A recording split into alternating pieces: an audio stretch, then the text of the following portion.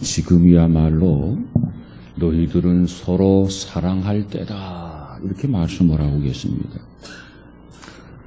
그렇다면 이 말씀을 보다 더 실감나게 이해하기 위해서 오늘 이 본문의 배경을 좀 살펴볼 필요가 있습니다. 예수님의 제자가 지금 어떠한 상황, 어떠한 현상 때문에 지금 너희들이 서로 사랑할 때라고 이렇게 말씀하셨는가? 이 제자들은 먼저 총체적 위기 앞에 서 있었다는 겁니다. 예수님께서 제자들과 함께 마지막 성만찬을 들고 계시던 중이었습니다. 그 식사 도중에 오늘 본문 27절 가보면 가룟 유다에게 예수님께서 이렇게 말합니다. 네가 하는 일을 속히 해라, 이렇게 말씀을 하셨어요. 그랬더니 가룟 유다가 벌떡 일어나서 문을 박차고 나가버렸습니다. 그가 나가는 그 모습을 보면서 아마도 예수님은 이제 십자가의 죽음이 이제 목전에 다가오고 있음을 직감하셨을 겁니다. 그리고 주님은 이제 얼마 후면 이 가룟 유다가 몽둥이와 창을 든 대제사장들의 군사들을 이끌고 자기 자신을 잡으려 겟세마네 동산으로 몰려올 것이라는 사실을 이미 알고 계셨던 겁니다. 그런데 그런 상황에서 예수님이 뭐라고 말합니까? 31절에 가서 보니까 지금 인자가 영광을 받았고 하나님도 인자로 말미암아 영광을 받으셨도다 그랬어요. 그러면 왜 예수님은 십자가를 앞에 놓고 영광을 받으셨다고 하셨을까? 요한복음 17장 4절에 가서 보니까 그 이유가 이렇습니다. 아버지께서 내게 하라고 주신 일을 내가 이루어 아버지를 이 세상에서 영화롭게 하여 싸우니, 이렇게 기록되어져 있습니다. 예수님께서는 이 세상에 오셔서 하나님의 뜻을 이루기를 원하셨습니다. 그렇다면 예수님께서 이루기를 원하시는 하나님의 뜻이라고 하는 게 도대체 뭐냐? 그것은 바로 이 세상을 죄와 죽음의 속박에서 구원하여 영생을 얻게 하는 것, 이것이 하나님의 뜻이었습니다. 그래서 저들에게 영생을 주고 영원히 살 수 있는 그런 복락을 누릴 수 있도록 하는 것, 이것이 하나님의 뜻이었단 말이죠. 비록 우리 인간은 그저 몸의 병으로 쓰러지거나 그래서 결국은 무덤에 갈 수밖에 없지만 우리 영혼만은 하나님과 더불어 영원히 살 수 있도록 하나님의 축복 속에 살아가도록 하기 위한 것, 그것이 곧 하나님의 뜻이었다는 겁니다. 그 하나님의 뜻을 위해서 하나님이 하신 일이 뭐냐? 자기 아들 예수님을 이 세상에 보내셨어요. 그리고 그 아들 예수를 통해서 이와 같은 하나님의 뜻을 이루기를 원하셨던 겁니다. 예수님이 이 세상의 죄를 짊어지고 십자가에 달려야만 합니다. 십자가에 달려 죽지 아니하고는 이와 같은 하나님의 뜻이 절대로 이루어질 수가 없기 때문에 그렇습니다. 그런데 이제 드디어 예수님이 그 십자가를 져야 할 순간이 다가왔습니다. 이제 앞에 놓인 십자가를 지고 십자가를 지기만 하면 온 세상을 구원하시고자 하시는 하나님의 뜻이 이루어지게 되는 것입니다. 그리고 하나님은 자기를 영원롭게 한 이 예수님을 그대로 내버려 두지 않으셨습니다. 빌립보 2장 9절에서 11절에 보니까 예수님을 죽음에서 일으키시어 부활하게 하셨을 뿐 아니라 그를 모든 인류를 구원할 영원한 구원자로 높이셨으며 하나님의 오른편에 앉히사 온 천하가 그의 이름 앞에 무릎을 꿇고 주로 고백하게 만들었다는 겁니다. 이 십자가에서 죽기까지 순종한 예수님을 높이 들어서 영화롭게 하신 것입니다. 이러한 영광을 내다보시는 예수님, 그 예수님은 이 십자가의 죽음이라고 하는 것이 그저 마치 부들부들 떨면서 억지로 끌려가는 비참한 처형이라고 보기보다는 하나님의 이름을 영화롭게 하는 일이요, 이 일이야말로 자기 자신의 이름이 영화롭게 되어지는 그런 계기가 된다는 겁니다. 우리는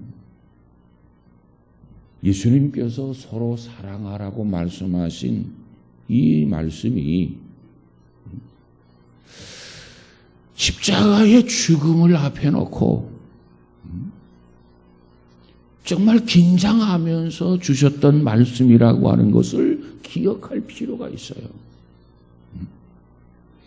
예수님께서 이와 같이 마지막 떠나는 장면에서 이 제자들에게 마지막 주시는 말씀, 서로 사랑해라.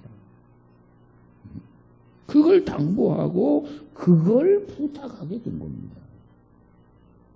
그러면 이 상황에서 예수님께서 제자들에게 서로 사랑해라 이렇게 말씀하셨는데 그렇게 할 만한 이유가 도대체 무엇인가? 그 이유를 생각해 보면 우리가 잘 아는 바와 같이 예수님의 제자들은 예수님이야말로 믿고 따를 만한 그러한 메시아인 줄 알았어요. 정말 그리스도인 줄 알았단 말이에요. 그리고 하루 이틀 따른 것이 아니라 3년 동안 메시아인 줄로 믿고 열심히 따랐던 것이 예수님의 제자들입니다. 그런데 그 예수님이 갑자기 너무나도 맥없이 너무나도 처참하게 십자가에 처형된다고 하는 것 생각해 보시기 바랍니다. 3년 동안 따랐던 제자들에게 이 사건이 얼마나 큰 충격으로 다가오겠습니까? 그런 상황에 놓이면, 그런 절망적인 상황 앞에서는 그들의 믿음도 파산되고 그들의 인격도 파산하고 그들의 꿈도 다 산산조각이 나고 말 것입니다. 특별히 수제자인 베드로를 보세요. 이 베드로마저도 예수님의 제자들 중에 으뜸이라고 말하는 수제자, 이 베드로마저도 예수님을 향해서 나 예수님을 모른다. 그것도 한 번도 아니고 3번씩이나 부인하고 부인하다 못해서 예수를 저주하고야 말하지 않았습니까? 이처럼 스승도 저버릴 수 있고 이처럼 믿음도 팽개칠 수 있고 이와 같은 초라한 자신들의 모습을 서로 바라보며 이 예수님의 제자들이 얼마나 시리와 절망에 빠지겠습니까? 그리고 그들이 이후에 겪게 될 그런 허탈감, 좌절감, 공포, 우리의 상상을 훨씬 뛰어넘는 수준이라고 볼 수 있습니다. 예수님은 바로 이와 같은 절망적인 상황이 이 예수님의 제자들에게 다가올 것이라고 하는 것을 내다보고 계신 겁니다. 이 위기 속에서, 이 정체적 위기 속에서 정말 이들이 어떻게 해야 이 위기를 모면할 수 있을까? 어떻게 해야 이 위기 속에서도 이 어려운 순간들을 꿋꿋하게 버텨나갈 수 있을까? 예수님은 그래서 이들에게 서로 사랑할 것을 당부해 주신 겁니다. 이 위기를 극복할 수 있는 것은, 이 어려운 순간을 버텨나갈 수 있는 것은, 그것은 다름 아닌 서로 사랑하는 것이다. 그래서 예수님께서 이 상황, 이 마당에서 서로 사랑하라고 강조해 주고 있는 겁니다. 내가 떠난 다음에 제자들이 살아남을 수 있는 것은 사랑밖에 없다라고 그렇게 보신 거예요. 그래서 예수님은 제자들에게 서로 사랑해라, 이걸 강조했던 겁니다. 이 강조한 이유가 바로 여기에 있어요. 여러분, 오늘 우리도 마찬가지입니다. 여러 가지 힘들고 어려운 상황 속에서 정말 우리가 그 어려움을 극복하고 굳굳이 설 수 있는 것은 사랑이라는 겁니다. 사랑. 사랑으로 서로 붙들어주고, 사랑만이 서로 일으켜줄 수 있고, 사랑만이 서로 이겨낼 수 있는 힘을 갖게 된다는 거예요. 힘들면 힘들수록, 어려우면 어려울수록, 그러기에 우리는 더더욱 사랑하기를 힘써야 하는 겁니다. 사랑의 진가는 어려울 때일수록 드러나는 법입니다. 사랑의 진가는 힘이 들면 힘이 들수록 더 그 진가가 드러나는 거예요. 모든 것이 잘 되고 만사가 형통할 때 그 부부가 사랑하는 모습을 보면 마치 아름다운 장미 한 송이를 보는 것 느낌이죠. 그러나 그와 같은 모습을 보면서 그윽한 향기를 느끼기란 어렵습니다. 장미는 낮에 그윽한 향기를 바라기보다는 깊은 밤중에라야 비로소 그윽한 향기를 품어내기 때문에 그렇습니다. 낮에는 아름다움 그 자체예요. 그윽한 향기는 깊은 밤중에 그 향기를 품어낸다는 거예요. 여러분, 사랑의 향기라고 하는 것도 마찬가지입니다. 우리가 어떤 위기를 당하고 어떤 위험 속에서 가족이 험하고 좁은 길을 함께 걸으며 그 상황 속에서 서로 사랑할 때 사랑의 향기가 짙게 풍기게 된다는 겁니다. 그렇다고 한다면 우리는 어떻게 사랑해야 하는가? 그래서 위기 앞에서 예수님은 제자들에게 서로 사랑하라고 했는데 어떻게 사랑해야 하는가? 오늘 본문에서 보니까 우리가 사랑해야 할 그 사랑의 표준을 설명해 주고 있습니다. 34절에 뭐라고 말합니까? 내가 너희를 사랑한 것 같이 너희가 서로 사랑해라. 내가 너희를 사랑하는 것 같이, 그 가치가 그 표준이 되겠습니다. 다시 말하면 예수님께서 우리를 사랑한 그 사랑으로 우리가 서로 사랑하라는 겁니다. 그러면 예수님이 우리를 사랑하셨다? 그 사랑은 도대체 어떤 사랑입니까? 그 사랑은 무조건적인 사랑입니다. 그 사랑은 무조건적으로 십자가에서 죽기까지 자기 자신을 송두리째 우리에게 내어주신, 희생하신 사랑이에요. 예수님이 이 사랑을 우리에게 주셨어요. 예수님은 이 사랑을 우리에게 베풀어 주셨어요. 그 사랑을 우리에게 요구하는 겁니다. 예수님의 사랑은 그저 한순간 사랑하다가 끝나버리는 그런 사랑이 결코 아니었습니다. 1년, 2년 사랑하다가 끝맺음을 짓는 그런 사랑이 아니라 그 말이에요. 예수님의 사랑은 한 번 우리에게 마음을 주셨으면 끝까지 변함없이 꾸준히 사랑하는 그 사랑이 곧 예수님이 우리를 사랑하신 그 사랑이란 말이에요. 그런데 예수님은 바로 이와 같은 사랑을 우리에게 사랑의 표준으로 주신 겁니다. 내가 너희를 사랑한 것 같이. 그런데 솔직히 말해서 이 사랑을 하기가 쉽지가 않아요.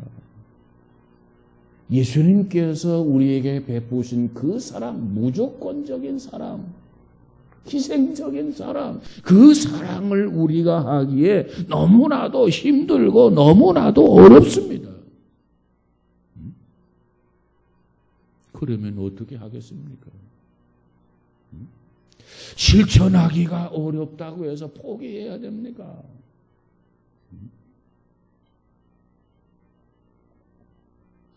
나는 도대체 이 사랑을 실천할 수 없어. 불가능해. 그리고 끝나야 되느냐 말이에요. 내가 할 수 없는 사랑을 주님께서 우리에게 요구하셨느냐 그 말입니다. 결코 그럴 수는 없습니다. 결코 그렇지 않습니다. 왜냐하면 이 사랑을 하기가 힘들지만, 이 사랑을 실천하기가 어렵지만, 이 사랑을 실천하지 아니하면 매우 심각한 문제가 생깁니다. 어떤 문제가 생기느냐? 그 심각한 문제라고 하는 것은 바로 우리가 예수님을 알 수 없게 된다는 거예요.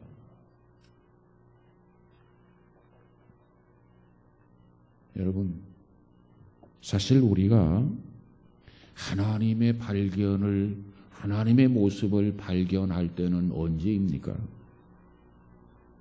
사랑할 때 하나님의 모습을 우리 안에서 발견하는 겁니다. 서로 사랑할 때 하나님이 우리 가운데 계시는 것을 우리가 발견하는 거예요.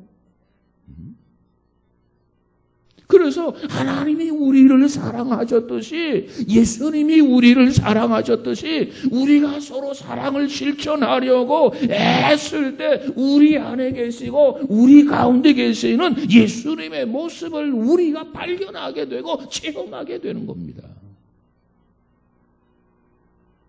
그래서 예수님은 우리에게 이렇게 말씀하셨어요. 너희가 서로 사랑하면 이로써 모든 사람이 너희가 내 제자인 줄 알리라.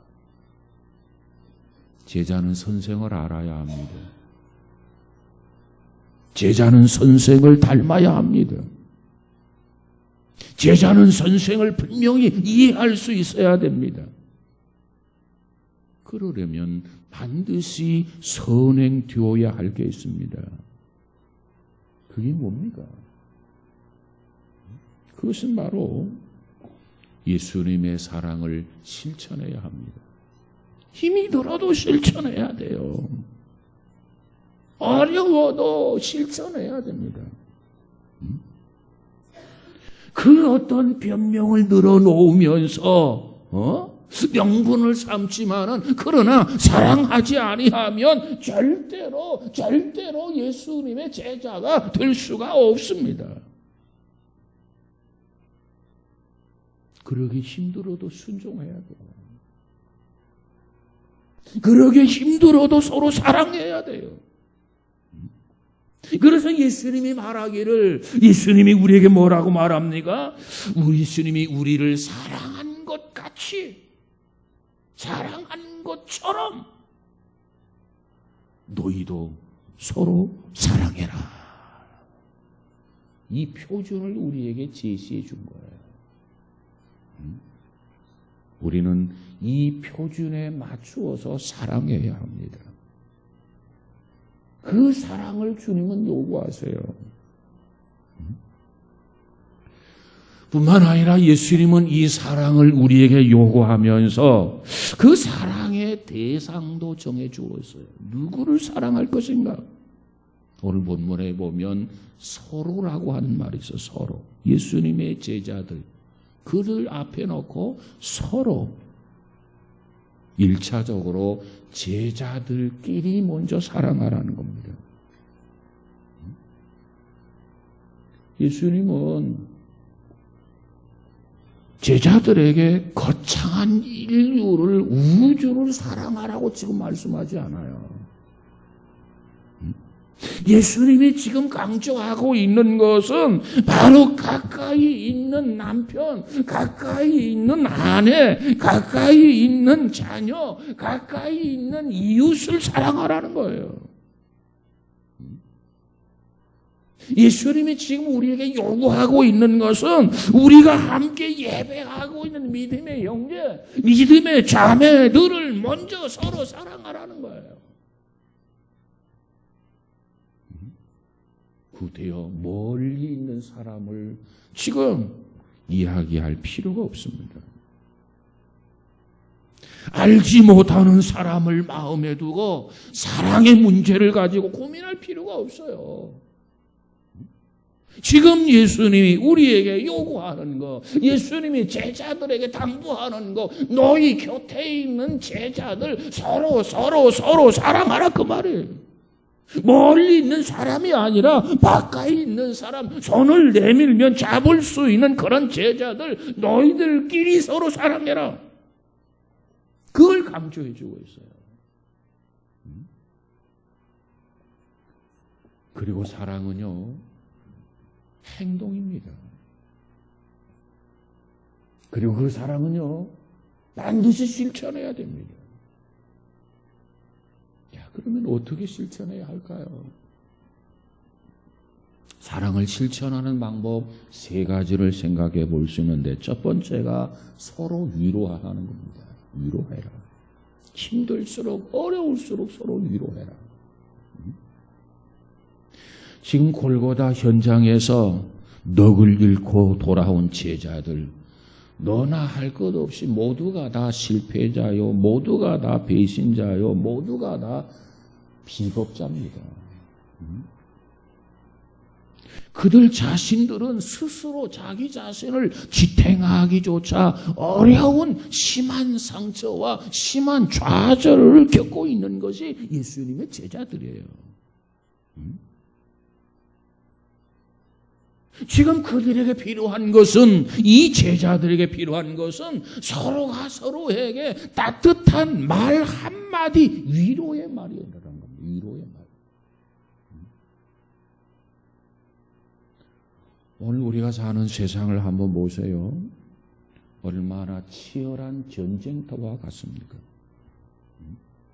그냥 죽기 살기로 경쟁을 합니다.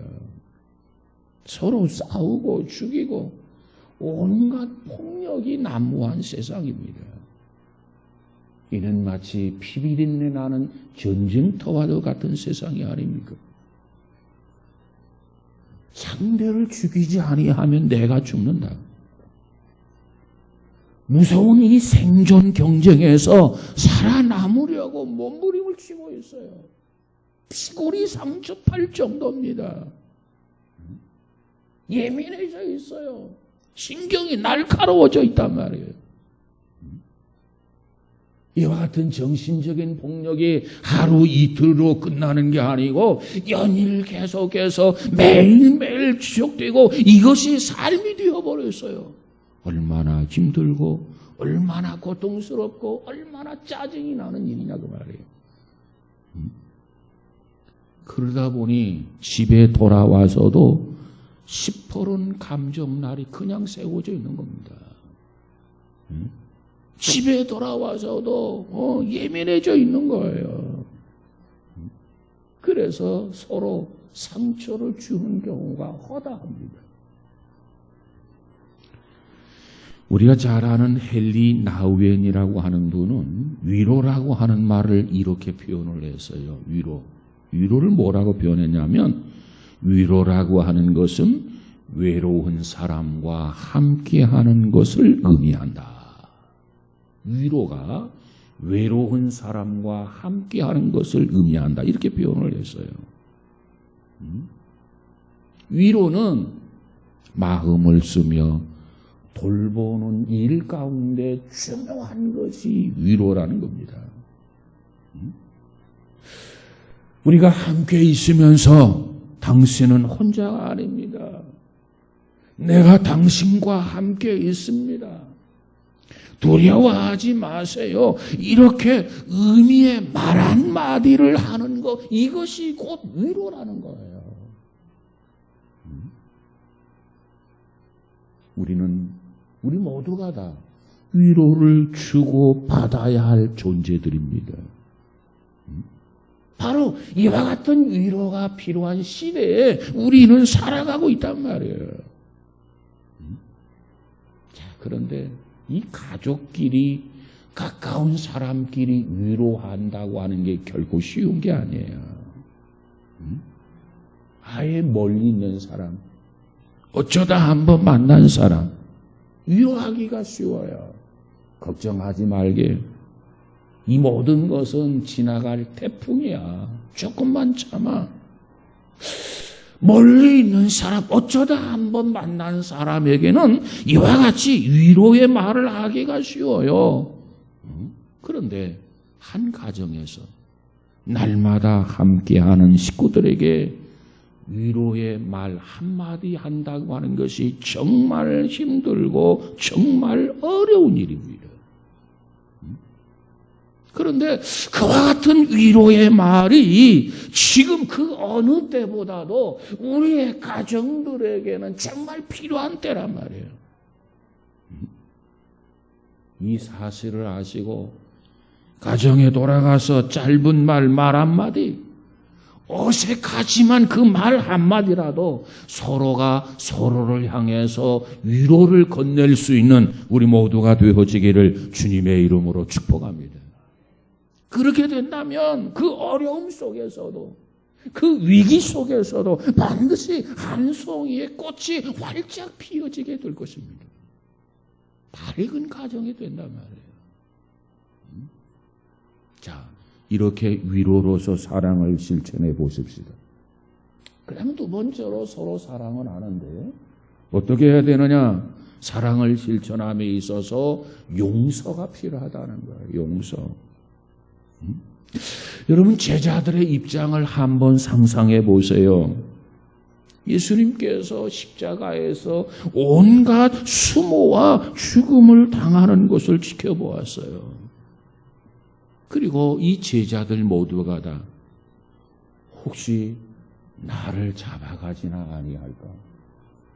나도 붙잡혀가는 것 아닌가?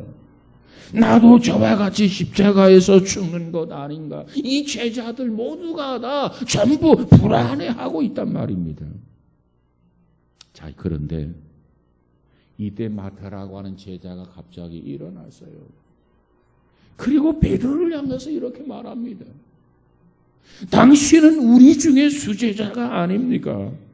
그런데 어떻게 사람들 앞에서 예수님을 3번씩이나 모른다고 하고 부인까지 하고 그처럼 망신시킬 수가 있겠습니까? 이 마당에 서로가 서로를 탓한다고 한번 생각해 보십시오.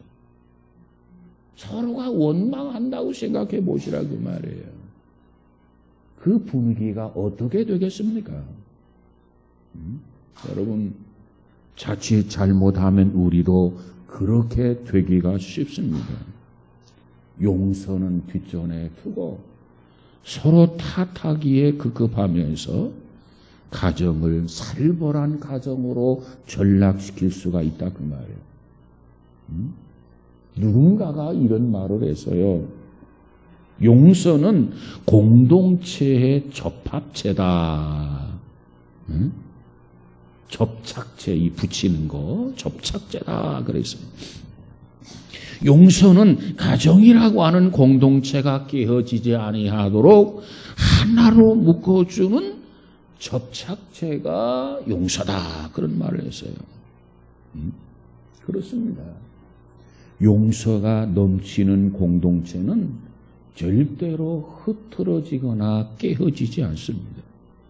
용서가 넘치는 가정은 결코 부부가 나뉘어지지 않습니다.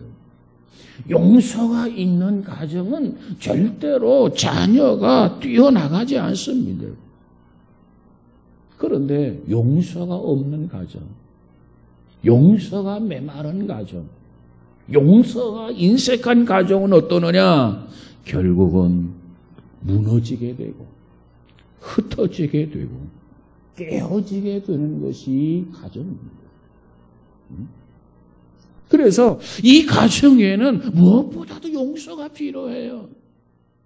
남편을 용서하고 아내를 용서하고 자녀를 용서하고 누군가를 용서하는 그 용서가 필요해. 그 용서가 이 가정의 부부를 붙여주는 접착대가 되고 이 부모 자식 관계 신뢰로 하나 되도록 하는 접착제가 바로 용서란 말이에요. 용서.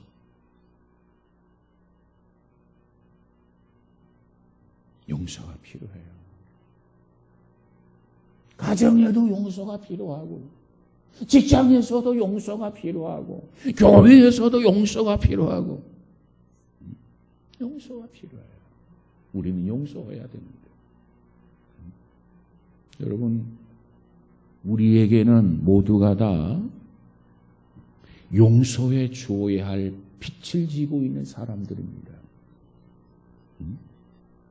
하나님 앞에 그 엄청난 은혜로 용서를 받았는데 우리가 나의 가정에서 남편과 아내와 자녀들과 지인들, 형제들, 이웃들을 용서하지 못한다면 그것이 말이 되겠습니까? 우리 모두는 용서의 빛을 지고 있단 말이에요. 그렇기 때문에 주님께서 서로 용서하라고 말하고 있는 겁니다. 서로 원망하고 서로 탓하지 말라는 거예요. 서로 정죄하고 서로 비난하지 말라는 거예요. 누가 누구를 비난하고 누가 누구를 정죄한다는 겁니까? 그러한 자들에게 주님은 말하기를 어찌 내 눈 속에 있는 들보는 보지 못하면서 형제의 눈 속에 있는 티를 보냐고 책망하셨어요. 우리에게는 용서가 필요합니다. 우리는 피차 용서해 줘야 할 빛을 지고 있는 사람들입니다. 특별히 가정에서의 용서는 그 어떤 용서보다도 더 중요한 것이 가정에서의 용서입니다. 왜 그렇습니까? 우리가 보통 이 상처를 받을 때 보면은 먼 데 있는 사람으로부터 상처받는 일은 그리 많지가 않아요. 대부분 상처받는 것을 보면 내 식구들로 인해서 남편, 아내, 부모, 자식으로 인해서 마음에 깊은 상처를 받을 때가 많아요. 그렇기 때문에 이 가정에는 무엇보다도 용서가 필요해요. 그 용서는요, 자기를 해방시키는 행위입니다. 자기가 온무에서 벗어나는 행위가 바로 용서예요. 이처럼 이 용서가 필요해요. 그래서 이 용서를 하라고 하는데 이처럼 용서를 하면 내가 살고 내가 용서를 하면 내 가까이 있는 가족이 살고 내가 용서를 하면 이웃들이 사는 거예요. 내가 살고 이웃들이 산단 말이에요. 모두가 사는 방법이에요. 이게 뭐냐? 이게 용서입니다. 그러기에 아무리 못나고 무능한 남편이라도 용서해야 됩니다. 평소에 돈 잘 벌어줄 때 흥청망청 쓰기에 바빴던 아내도 용서해 주어야 됩니다. 서로 용서가 필요해요. 서로 용서하고 서로 끌어안을 때 우리는 이 위기를 극복할 수 있습니다. 우리는 이 어려움을 벗어날 수 있습니다. 이 위기와 어려움을 웃으면서 기쁘게 대처해 나갈 수 있단 말이에요. 그러기에 이 용서가 필요하고 이 용서가 바로 사랑을 실천하는 방법이라는 겁니다. 사랑하는 여러분, 우리 모두에게 용서가 좀 후해지시기를 주님의 이름으로 축복합니다. 세 번째로 사랑을 실천하는 데 있어서 인내하라는 겁니다. 인내.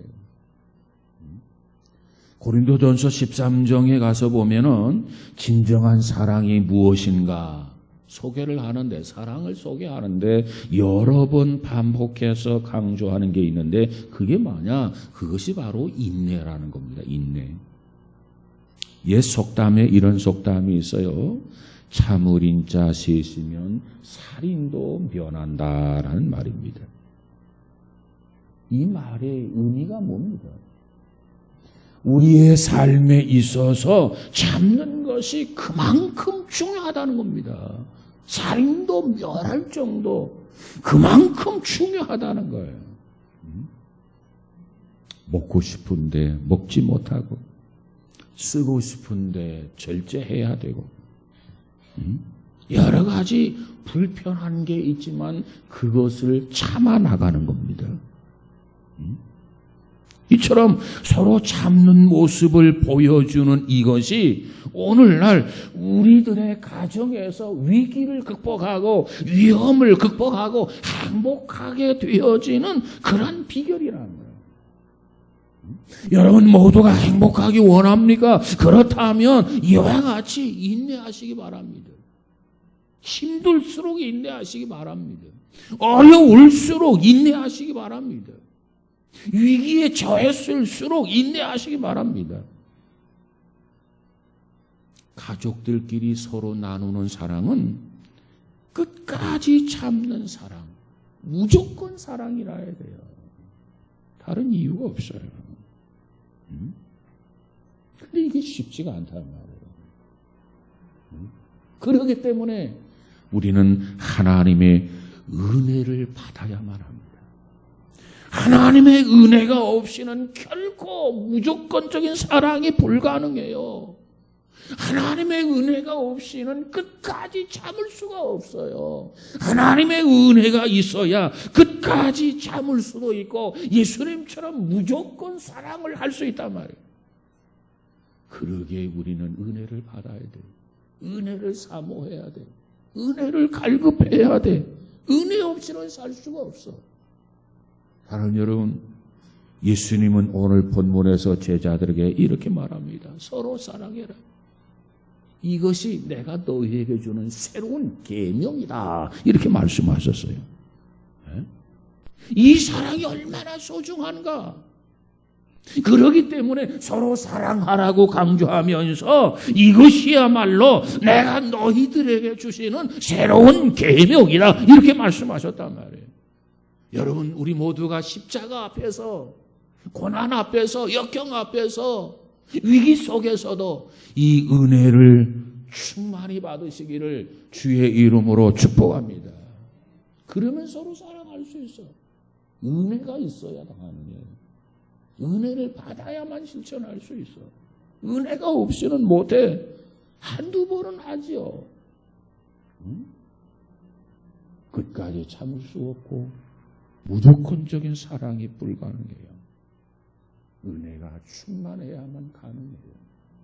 사랑하는 여러분, 우리 모두가 하나님 앞에 은혜를 사모하면서 은혜가 충만한 가운데 정말 주님께서 우리를 사랑하셨듯이 끝까지 사랑, 이 무조건 사랑을 하셨듯이 우리도 정말 그 사랑을 실천할 수 있는, 정말 가족을 끝까지 사랑하고 정말 가족들을 무조건적으로 사랑하고 말로만이 사랑이 아니라 그 사랑을 위로하면서 용서하면서 인내하면서 실천하는 그러한 삶이 된다면 여러분의 가정은 어떠한 상황 속에서도 행복한 가정이요 하나님 앞에 영광을 돌리는 귀한 가정이 되게 될 줄로 믿습니다. 주님은 말씀합니다. 서로 사랑해라. 제자들끼리 서로 사랑해라. 가족들끼리 서로 사랑해라. 먼 데 있는 사람이 아니라 가까이 있는 그 사람들을 서로 사랑해라. 이 말씀의 의미를 마음에 새기고 이 사랑을 실천하면서 위기를 극복하고 하나님 앞에 지극히 영광을 돌리는 우리 모두가 다 되어지기를 주님의 이름으로 축복합니다. 기도합시다. 거룩하신 하나님 감사합니다. 무엇보다도 지금은 서로 사랑할 때라고 주님은 말씀하셨습니다. 너무나 위기 속에 위험 속에 있기 때문에 이 위험을 극복하고 위기를 극복할 수 있는 방법은 사랑하는 것밖에 없다.